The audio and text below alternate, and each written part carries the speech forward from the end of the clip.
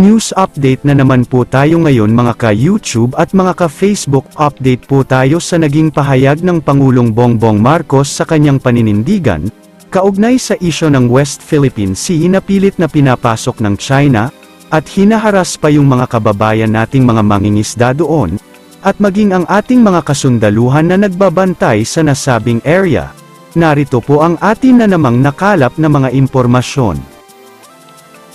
Matibay pa rin ang paninindigan ni Pangulong Ferdinand Marcos Jr. na ipagtanggol ang soberanya ng bansa sa West Philippine Sea.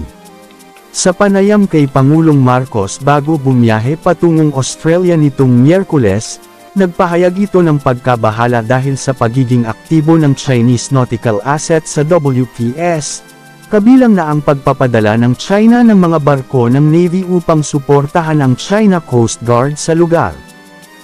Nagbabago ang sitwasyon, but well, maliwanag naman para sa atin, we don't really, we just watch, of course, what everybody is doing, but really for us, patuloy pa rin natin, we just defend our maritime territory, pahayag ng Pangulo kaugnay ng umano'y electronic jamming activities ng China, laban sa mga sasakyang pandagat ng mga Pinoy sa West Philippine Sea.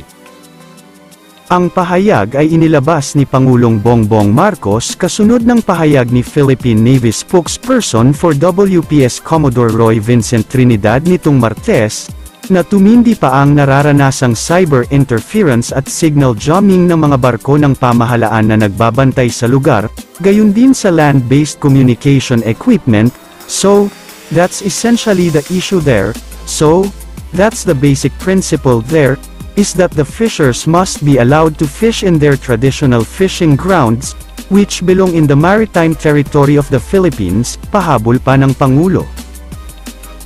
Narito po ang mismong pahayag ng ating Pangulong Bongbong Marcos, sa ambush interview sa kanya ng media bago ang kanyang paglipad papuntang Australia, pakinggan po natin. Yep. Hello.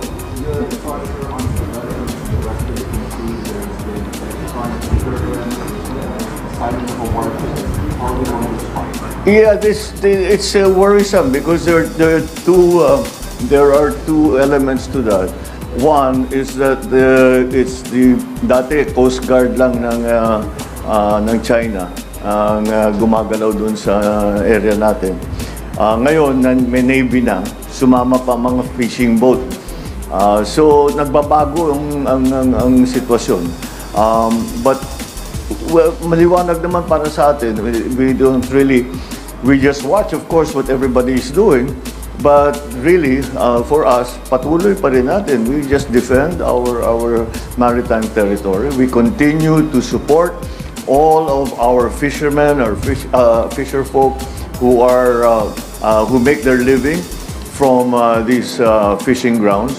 At patuloy naman natin tutulungan sila. At despite whatever else happens, may binablock tayo, kung ano, pinasyado, patuloy pa rin ang ating gagawin. Dahil yan naman ang trabaho natin. Trabaho natin, tulungan natin yung mga fishers na matagal na, ilang henerasyon na, doon nangingisda.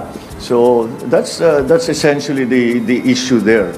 So that's the basic principle there, is that the fishers must be allowed to fish in their traditional fishing grounds, which belong in the maritime territory of the Philippines. Ano po ang inyong masasabi sa pahayag na ito ng ating Pangulong Bongbong Marcos, mga ka-YouTube at mga ka-Facebook, tungkol sa kanyang paninindigan? Comment nyo po ang inyong saloobin. Kung nagustuhan nyo po ang videong ito, paki-like and share na lang po. At kung hindi pa po kayo nakasubscribe sa aming channel at naka-follow sa aming page, pa-subscribe at follow na lang din po. At paki-click na rin po ang notification bell para updated po kayo sa susunod pa nating mga balita. Maraming salamat po sa panunood at suporta. All the glory belongs to our Lord Jesus Christ. God bless us all.